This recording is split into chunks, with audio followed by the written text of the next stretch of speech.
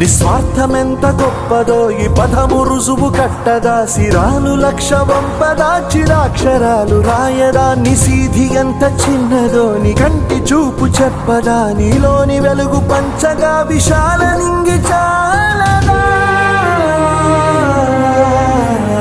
మనుష్యులందు నీ కథ మహర్షిలాగా సాగదా, మనుష్యులందు నీ కథ మహర్షిలాగా సాగదా.